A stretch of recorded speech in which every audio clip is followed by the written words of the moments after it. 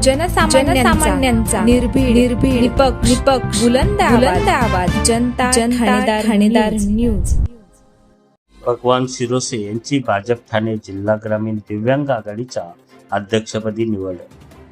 मुरबाड भारतीय जनता पार्टीच्या महाराष्ट्र राज्य दिव्यांग आघाडीच्या ठाणे जिल्हा ग्रामीण अध्यक्षपदी भगवान रामचंद्र शिरोसे यांची नियुक्ती करण्यात आली। मुरबाडचे आमदार किसन कथोरे यांच्या मार्गदर्शनाखाली आणि जिल्हाध्यक्ष यांच्या सहमतीने ही निवड जाहीर करण्यात आली आहे। या निवडीमुळे दिव्यांग कार्यकर्त्यांमध्ये उत्साहाचे वातावरण असून शिरोसे यांच्यावर शुभेच्छांचा वर्षाव होत आहे। महत्त्वाच्या मान्यवरांची उपस्थिती पाहायला मिळाली। या नियुक्ती प्रसंगी मुरबाडमधील अनेक दिग्गज नेते आणि पदाधिकारी उपस्थित होते।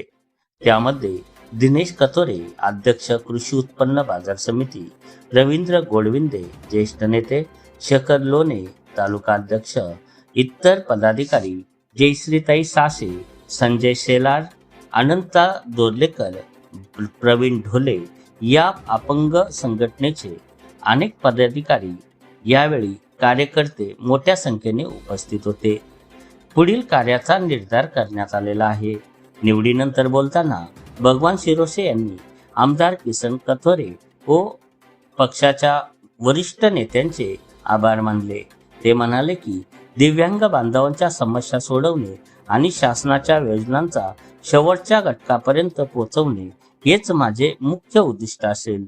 संघटनेच्या माध्यमातून दिव्यांग बांधवांना न्याय मिळवून देण्यासाठी मी सदैव कटिबद्ध राहील। उपस्थित मान्यवरांनी शिरोसे यांच्या निवडीचे स्वागत करत त्यांच्या नेतृत्वाखाली दिव्यांग आघाडी आणि अधिक प्रभावीपणे काम करेल असा विश्वास व्यक्त करण्यात आला आहे।